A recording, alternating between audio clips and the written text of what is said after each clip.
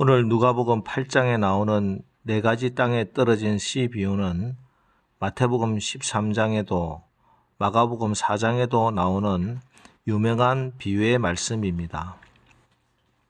씨를 뿌리는 사람 농부가 밭에 나가서 씨를 뿌렸습니다. 그런데 들어는 길가에 떨어지는 것도 있었고 또 들어는 돌밭에, 오늘 누가복음에서는 바위 위에 떨어지는 것도 있었습니다. 그리고 들어는 가시떨기 속에 떨어지는 씨도 있었습니다. 그리고 좋은 땅에 떨어지는 씨도 있지요. 여기서 씨는 하나님 말씀이고 밭은 우리의 마음입니다. 먼저 길가에 떨어진 씨가 있습니다. 5절, 씨를 뿌리는 자가 그 씨를 뿌리러 나가서 뿌릴새 들어는 길가에 떨어짐에 밟히며 공중의 새들이 먹어버렸고. 길가는 사람들이 왕래하는 곳입니다. 그래서 땅이 단단해져 있습니다. 씨가 이곳에 떨어지면 사람들이 지나가다 밟아버리고 또 새들이 날아와서 먹어버립니다. 우리 주님은 12절에서 길가 밭을 해석하시면서 말씀을 들었으나 마귀가 가서 그들이 믿어 구원을 얻지 못하게 하려고 말씀을 그 마음에서 빼앗는 것이다 하고 말씀하십니다. 마가복음 4장 15절에서는 말씀을 들었을 때에 사단이 즉시 와서 저희에게 뿌리운 말씀을 빼앗는 것이요 라고 말씀해 주십니다. 그러니까 이 새들은 사단입니다. 우리가 말씀을 들었을 때 우리의 마음밭이 길가와 같으면은 사단 마귀가 와서 우리의 마음속에 떨어진 이 말씀을 믿어 구원을 얻지 못하도록 그 말씀을 빼앗아 간다는 것입니다. 길가와 같은 마음, 딱딱하고 굳어지고 반질반질 닳고 닳은 마음입니다. 세상의 이론과 사상들, 예로부터 내려온 전통, 자기의 경험, 자기 생각들로 인해 아주 콘크리트처럼 단단해져 있는 마음입니다. 다음에 돌밭, 오늘 누가복음에서는 바위 위에 뿌려진 씨가 있습니다. 여기 돌밭은 석회 암석을 말하는데 이곳은 불과 땅 깊이가 10cm도 안 되는 곳입니다. 그래서 오늘 누가복음에서는 바위 위라 이렇게 말씀합니다.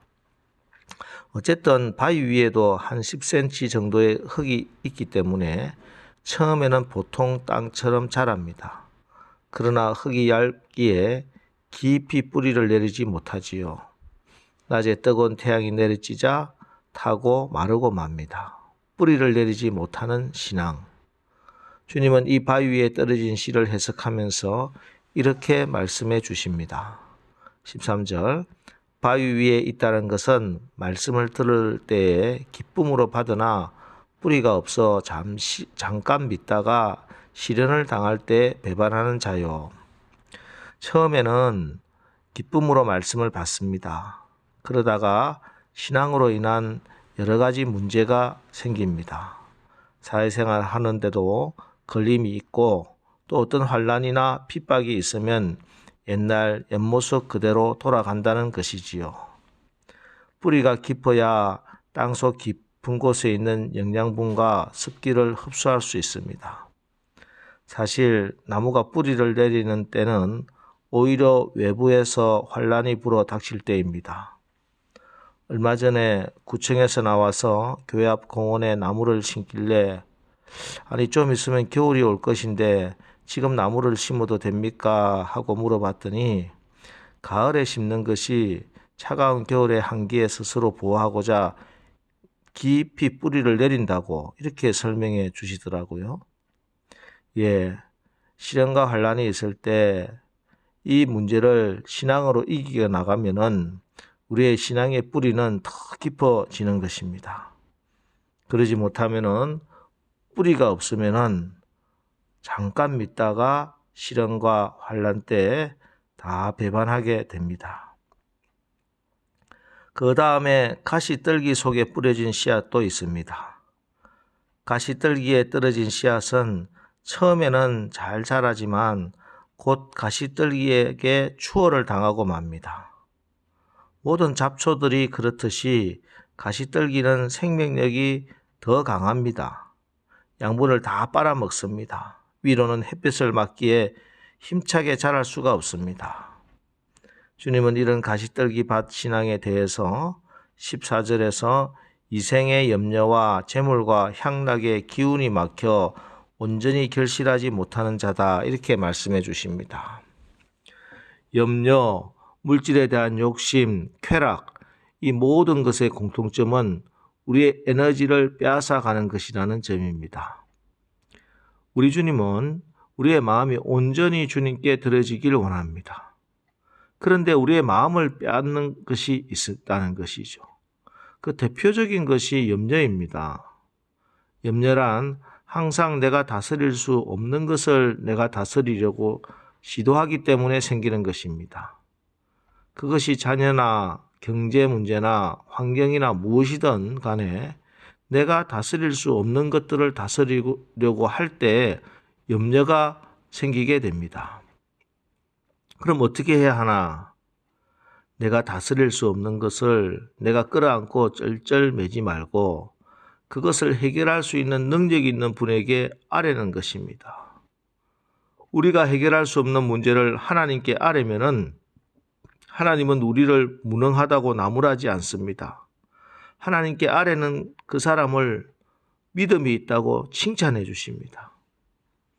아무것도 염려하지 말고 다만 기도와 간구로 너희 구할 것을 감사함으로 하나님께 아뢰라. 여러분, 염려할 정도로 큰 문제라면은 다 기도해야 될 만큼 큰 문제입니다. 여러분, 하나님의 능력은 우리의 염려보다 크십니다. 마지막으로 좋은 땅에 떨어진 씨는 100배의 결실을 거두게 됩니다. 15절에서 우리 주님은 이 좋은 땅은 착하고 좋은 마음으로 말씀을 듣고 지키어 인내로 결실하는 자다 이렇게 설명해 주십니다. 그렇습니다. 참지 못하면 열매를 거두지 못합니다. 가뭄과 홍수를 참아내지 못하면, 병충해의 공격을 참아내지 못하면, 배고픔을 견뎌내지 못하면 열매를 얻을 수 없다는 것입니다. 여러분, 많은 사람에게 참으십시오. 인내하십시오. 사람들에게 너무 쉽게 실망하지 마십시오. 꿈과 기도의 응답이 지연된다고 낙심하지 마십시오. 내 남편, 내 자식 신앙이 더디 자라는 것 같다고 조급해하지 마십시오. 문제는 바로 내가 오래 참지 못하는 것, 기도하고 오래 참지 못하는 것이 문제입니다. 하나님이 자라고 열매 맺게 하실 것입니다. 자, 오늘 말씀에서 우리가 꼭 알아야 하는 것이 있습니다. 여기 4가지 밭은 4가지 사람을 말하는 것이 아닙니다. 똑같은 밭에 길가도 있고 돌짝도 있고 가시나무가 나는 곳도 있고 또 좋은 밭도 있다는 것입니다. 그렇지 않으면 왜 농부가 길가에 씨를 뿌리고 돌밭에다 가시나무 뜰개에다 씨를 뿌리겠습니까? 우리의 마음밭에는 이 4가지 밭이 동시에 존재합니다. 그래서 하나님은 우리에게 우리의 마음밭에 말씀을 주시고 뿌리고 심는 것입니다. 그러면 우리의 마음에 좋은 땅에 뿌려진 씨앗이 100배, 60배, 30배 결실을 맺는 것입니다.